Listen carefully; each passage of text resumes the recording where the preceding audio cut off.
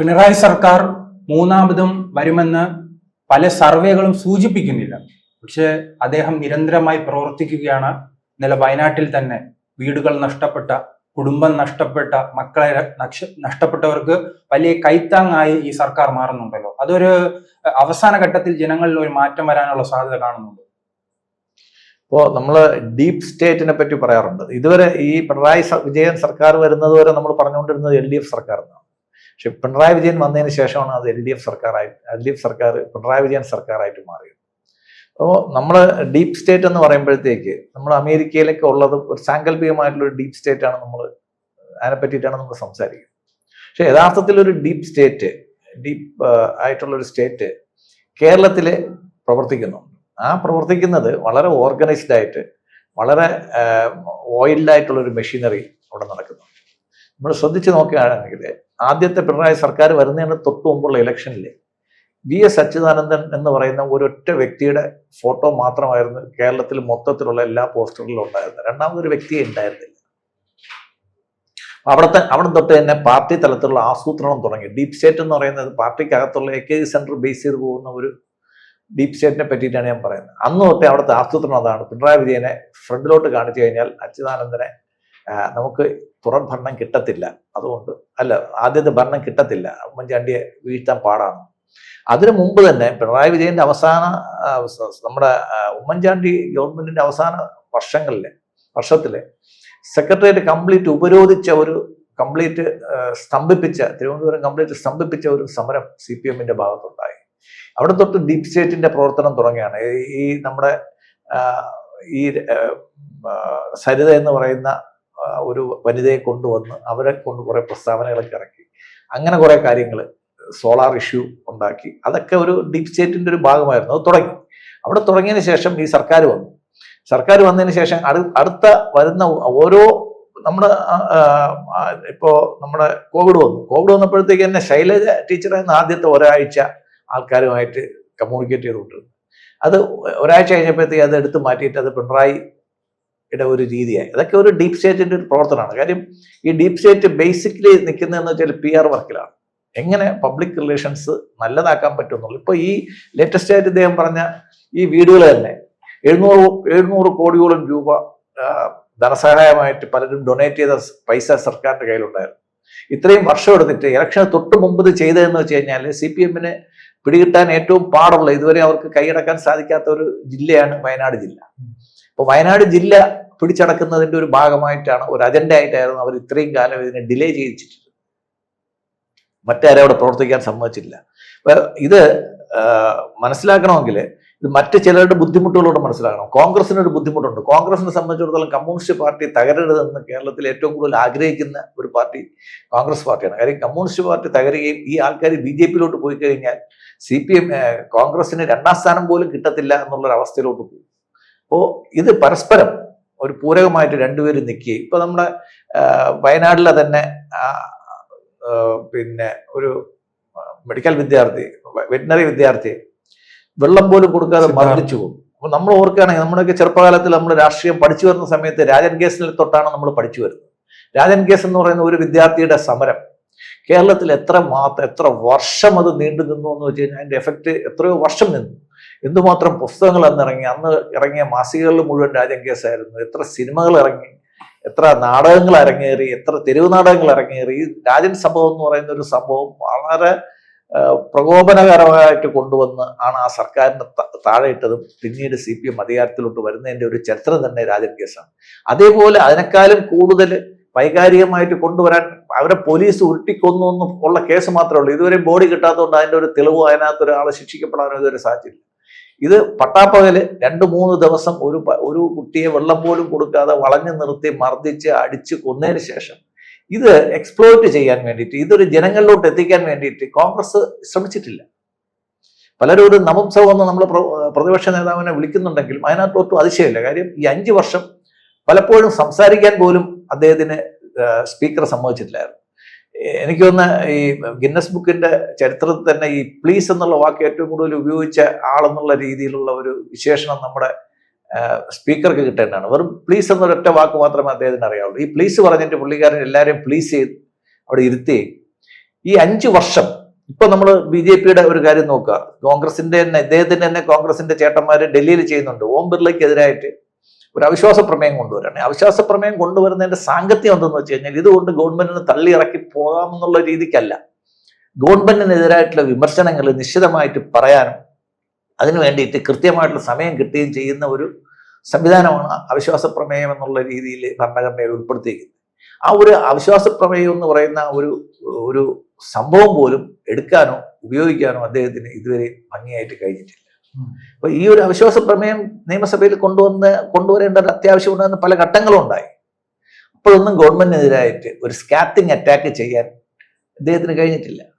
Even Mathew കോഴനാടൻ വരെ ഒരു തവണ അറ്റാക്കിലോട്ട് പോയപ്പോഴത്തേക്ക് അദ്ദേഹത്തെ സൈലന്റ് ചെയ്യാണ്.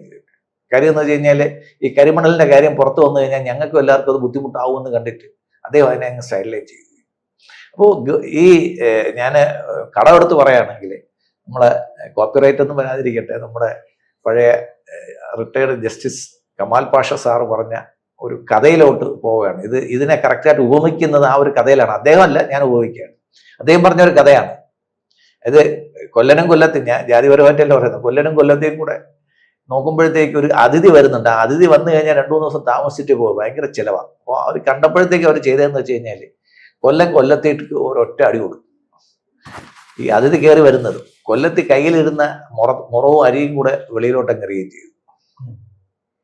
അപ്പോൾ ഈ വന്ന അതിഥി ഈ വേഷം കെട്ട് കണ്ടപ്പോഴത്തേക്ക് അയാളങ്ങ് പോയി. ഇയാളങ്ങ് പോയെന്ന് കണ്ടപ്പോഴത്തേക്ക് കൊല്ലം പറഞ്ഞാണ്, നോവാതെ നിന്നെ അടിച്ചത് കണ്ടോ. അതായത് കൊല്ലൻ അടിച്ചെങ്കിലും കൊല്ലത്തേക്ക് നോത്ത രീതിയിലാണ് അടിച്ചത്. കൊല്ലത്ത് തിരിച്ചു പറഞ്ഞത്, തൂവാതെ ഞാൻ എറിഞ്ഞത് കണ്ടോന്നാണ്. മുറം എറിഞ്ഞിട്ടും മുറത്തിലുള്ള ഒരു അരി പോലും പുറത്തു പോയിട്ടില്ല, തൂവാതെ ഞാൻ എറിഞ്ഞത് കണ്ടോന്ന് ചോദിച്ചു. അപ്പൊ ഇവരെ ഈ നാടകം ഏകദേശം മനസ്സിലാക്കിയിട്ട് ഈ വന്ന അതിഥി വെളിയിൽ നിന്നിട്ട് അകത്തോട്ട് കയറി വന്നിട്ട് പറഞ്ഞ്, പോകാതെ ഞാൻ നിന്നത് കണ്ടോന്ന് ചോദിച്ചു. അപ്പോൾ കോൺഗ്രസും BJP-യും CPM-ഉം തമ്മിലുള്ള യഥാർത്ഥത്തിലുള്ള ഒരു അവസ്ഥ നമ്മൾ മനസ്സിലാക്കുന്നത് ഈ ഒരു എക്സാമ്പിളിലാണ്. കാര്യം 3 പേർക്കും പരസ്പരം വേണം താനും, 3 പേരും പരസ്പരം അടി ഉണ്ടാക്കുന്നുണ്ടെന്ന് നമുക്ക് തോന്നുന്നുണ്ട്. പക്ഷെ 3 പേരും തമ്മിൽ കട്ട സൗഹൃദത്തിലാണെന്ന് പറയുന്നത്. എന്തുകൊണ്ട് പിണറായി വിജയൻ 3ാം വെർഷൻ വരുന്നു എന്ന് ഞാൻ പറയാൻ കാരണം, 65 ലക്ഷം പേർക്കാണ് ക്ഷേമ പെൻഷൻ കൊടുക്കുന്നത്. ആ ഓരോ വീട്ടിൽ 2 പേര് വെച്ചിട്ടുണ്ടാവുമല്ലോ, അത് തന്നെ ഏകദേശം 1 കോടിയോളം വോട്ടായി. കേരളത്തിൽ ജയിക്കാൻ 1 കോടി വോട്ടിന്റെ ആവശ്യമില്ല. അതിന്റെ കൂടെയാണ് ക്ഷേമ പെൻഷൻ പോയിട്ട് ഇപ്പോൾ 5 ലക്ഷം വീട് വെച്ചു കൊടുത്തു. കേന്ദ്രത്തിന്റെ പൈസ ആണെങ്കിൽ പോലും 5 ലക്ഷം വീട് വെച്ചു. കണക്കൊന്നും കഴിഞ്ഞ തെരഞ്ഞെടുപ്പിൽ നാം കണ്ടില്ല. തദ്ദേശ സ്വയംഭരണ സ്ഥാപന തെരഞ്ഞെടുപ്പ് ഇല്ല, ആ തെരഞ്ഞെടുപ്പിൽ നമ്മൾ നോക്കണ്ട. അപ്പൊ തദ്ദേശ സ്ഥാപനത്തിൽ തെരഞ്ഞെടുപ്പ്, അതും ഈ ശബരിമല ഇഷ്യൂ തന്നെ ഒരു വലിയ പ്രശ്നമായിട്ട് വന്നിട്ട്, പണ്ട് ശ്രീധരൻപിള്ള സാർ പറഞ്ഞ പോലെ ഒരു സുവർണ അവസരം എന്ന് പറഞ്ഞിട്ട് BJP അത് മുതലെടുക്കാൻ പോയില്ല. പകരം ആ 2 ഇലക്ഷനിലും 2 പാർലമെന്റ് ഇലക്ഷനിലും ആ വോട്ടുകൾ, കമ്മ്യൂണിസ്റ്റ് വിരുദ്ധ വോട്ടുകൾ അല്ലെങ്കിൽ ശബരിമലയ്ക്ക് വേണ്ടിയിട്ടുള്ള വോട്ടുകൾ കയ്യിലാക്കിയത് കോൺഗ്രസ് ആയിരുന്നു. BJP-ക്ക് അതിനകത്ത് വലിയ ബുദ്ധിമുട്ടുമില്ല. ഇപ്പോൾ തന്നെ ഈ ശബരിമലയുടെ കേസ് ഇത്രയും സീരിയസ് ആയിട്ട് വന്നിട്ടും ഹൈക്കോടതി ജഡ്ജി കെഞ്ചും പോലെയാണ് പറഞ്ഞത്, ഇവർക്ക് കുറച്ച് ദിവസം കൂടെ കൊടുത്തൂടെ എന്ന്. എന്തിനു കൊടുക്കണം? കേസിലെ പ്രതികള് കുറ്റപത്രം നൽകാതെ ജാമ്യം കിട്ടി പുറത്തു പോകുന്ന ഒരു അവസരത്തിൽ സുപ്രീം കോടതിയിൽ പോകാൻ രാജീവ് ചന്ദ്രശേഖരനോ BJP-ക്കോ വിശ്വഹിന്ദു പരിഷത്തിനോ പൈസ ഇല്ലാത്തതുകൊണ്ടല്ല. അപ്പൊ ഈ ഇപ്പം നിലവിലുള്ള ഒരു സ്റ്റാറ്റസ് കോ ആന്റി മെയിൻറ്റെയിൻ ചെയ്ത് പോകണമെന്നുള്ള താല്പര്യത്തിലാണ് 3 പേരും പോകുന്നത്. പിന്നെ BJP-യെ സംബന്ധിച്ചിടത്തോളം ഒരു ഹിന്ദു പാർട്ടി കേരളം ഭരിക്കുന്നതാണ് അവർക്ക് കുറച്ചുകൂടെ നല്ലതെന്ന് തോന്നുന്നു. കാര്യം CPM ഗവൺമെന്റ്, LDF ഗവൺമെന്റിലാണെങ്കിൽ 1-2 മുസ്ലിം പ്രാതിനിധ്യം മതി. UDF-ന്റെ ഗവൺമെന്റ് വരുമ്പോഴത്തേക്ക് 5 മുസ്ലിം ലീഗ് മന്ത്രിമാരുണ്ടാവും, പിന്നെ മുസ്ലിമുകളായ മറ്റു പാർട്ടികളിലുള്ള മന്ത്രിമാരുണ്ടാവും. അങ്ങനെ മാത്രമല്ല ഭരണത്തിലെ ഒരു പൂർണ്ണമായ കൈയടക്കൽ. കാര്യം കഴിഞ്ഞ ഉമ്മൻചാണ്ടി സർക്കാർ വന്നത് 1 സീറ്റിന്റെ ഭൂരിപക്ഷത്തിലാണ് അവർ അധികാരത്തിൽ വന്നത്. അപ്പോൾ അവർ ഭരിക്കുന്ന വകുപ്പുകളിൽ സമ്പൂർണ്ണ ആധിപത്യവും അവർ ഭരിച്ച് അവരുടെ ജില്ലകളിൽ, അതായത് വയനാട്, കോഴിക്കോട്, മലപ്പുറം, കാസർഗോഡ് ജില്ലകളിൽ എല്ലാ വകുപ്പും മുസ്ലിം ലീഗ് ഭരിക്കുന്ന ഒരു അവസ്ഥയും വന്നു. ഇതെല്ലാവരും നമ്മൾ കണ്ടാണ്. വിദ്യാഭ്യാസ വകുപ്പ് എന്ന് വെച്ച് കഴിഞ്ഞാൽ ഇടത്തോട്ട് മുണ്ട് കൊടുത്ത് കുറെ പേര് ഈ കേരളത്തിലെ വിദ്യാഭ്യാസ വകുപ്പിൽ കയറി നിറങ്ങുകയാണ്. അവർക്ക് തോന്നിയതെല്ലാം ചെയ്തു. അപ്പോൾ ഇപ്പോൾ ഉള്ള നിലവിലുള്ള സ്ഥിതി മതി എന്നുള്ള രീതിയിലാണ് കോൺഗ്രസും BJP-യും നിൽക്കുന്നത്. ഇത് പിണറായി വിജയന് ഏറ്റവും ആശ്വാസകരമാണ്. മാത്രമല്ല PR വർക്ക് എന്ന് പറയുമ്പോൾ ഇപ്പോൾ ദാണ്ട മോഹൻലാലുമായിട്ട് നമുക്ക് എനിക്കൊന്ന് 3.5 ലക്ഷം രൂപ പിന്നെ എന്തോ അവാർഡ് കിട്ടിയ, അതാ 15 ലക്ഷം രൂപ അവാർഡ് കിട്ടിയ ഒരു വ്യക്തിയെ ആദരിക്കാൻ വേണ്ടിയിട്ട് ഏകദേശം 3.5 കോടി രൂപ കേരള സർക്കാർ ചെലവാക്കുന്ന ഒരു ഭംഗിയായിട്ടുള്ള ഒരു PR നാടകമാണ് നമ്മൾ കണ്ടത്. മോഹൻലാലിനെ മമ്മൂട്ടി ഒരുപോലെ കൂട്ടി നിർത്തുന്നു. ഏകദേശം കേരളത്തിലെ സിനിമാ ഫാൻസ് എല്ലാം ഇവർ രണ്ടുപേരും കൂടെ ചേർത്ത് കഴിഞ്ഞാൽ കേരളത്തിലെ എല്ലാ സിനിമാ ഫാൻസുമായി അത് കംപ്ലീറ്റ് വിലക്കെടുത്തു. ഇപ്പോൾ ഈ മോഹൻലാൽ എന്നെ വെളുപ്പിച്ച്, അതായത് പുട്ടിലാൽ എന്നാണ് ഇപ്പോൾ ആൾക്കാരെല്ലാവരും കളിയാക്കുന്നത്. മോഹൻലാൽ മാറ്റിയിട്ട് പുട്ടിലാൽ എന്നാണ് പറയുന്നത്. ഈ പിണറായിയെ പുട്ടിയിട്ട് വെളുപ്പിക്കാൻ വേണ്ടിയിട്ട് മലബാർ സിമന്റിലെ മുഴുവൻ പുട്ടി അദ്ദേഹം എടുത്തു. എന്നിട്ട് നല്ലവണ്ണം വെളുപ്പിച്ചു. യാതൊരുവിധ കളങ്കമില്ലാത്ത സന്യാസി തുല്യനായ, നരേന്ദ്രമോദിയൊക്കെ അടുത്തൊന്നും വരത്തില്ല, അത്രയ്ക്ക് സന്യാസി തുല്യനായ ഒരു മുഖ്യമന്ത്രിയാണ് നമുക്ക് കിട്ടിയിരിക്കുന്നതെന്ന് മോഹൻലാൽ പറഞ്ഞു വെക്കുന്നു. അപ്പോൾ ഇതൊക്കെ ഒരു ഇമ്പാക്ട് ഉണ്ടാകും. ഞാൻ പറഞ്ഞ ഡീപ് സ്റ്റേറ്റ് എന്ന് പറഞ്ഞാൽ അടുത്ത ഭരണം വീണ്ടും അടുത്ത 5 വർഷം കൂടെ നിലനിർത്താൻ വേണ്ടിയിട്ട് സർക്കാരിന്റെ കയ്യിലുള്ള എല്ലാ അടവുകളും, എല്ലാ റിസോഴ്സുകളും, എല്ലാ ധനവും ഫണ്ടും എല്ലാം ഓർഗനൈസ്ഡ് ആയിട്ട് ഇതിനു വേണ്ടി ചെലവഴിക്കുകയാണ്. ഇനി മറ്റൊരു സൈഡിലാണെങ്കിൽ പിണറായി വിജയൻ കഴിഞ്ഞ വർഷം പറഞ്ഞ കാര്യങ്ങൾ പോയിട്ട് നവയുഗമൊന്നും അല്ലാതെ പിണറായി വിജയൻ കാണിച്ച ഏതെങ്കിലും ഒരു തെറ്റ് തിരുത്തുമെന്ന് ഇതുവരെയും ഇദ്ദേഹം പറഞ്ഞിട്ടില്ല, സതീശൻ പറഞ്ഞിട്ടില്ല. ഏതെങ്കിലും ഒരു പുതിയ പ്രൊജക്ട് കൊണ്ടുവരുമെന്ന് പറഞ്ഞിട്ടില്ല. 50 വർഷത്തിന് മുമ്പ് ഞാൻ ബാംഗ്ലൂർ കാണുമ്പോഴത്തേക്ക് കേരളത്തിന്റെ അത്ര തന്നെയുള്ള ഒരു സിറ്റി ആയിരുന്നു ബാംഗ്ലൂർ. ഇന്ന് ബാംഗ്ലൂരിന്റെ ഒരു പ്രാന്ത പ്രദേശത്തിന്റെ ഒരു വാർഡിന്റെ അത്രയും പോലും തിരുവനന്തപുരം എന്ന് പറഞ്ഞ കോർപ്പറേഷൻ ഇല്ല. മെട്രോ കോർപ്പറേഷൻ എന്നൊക്കെ നമ്മൾ പറയെങ്കിലും ഇല്ല.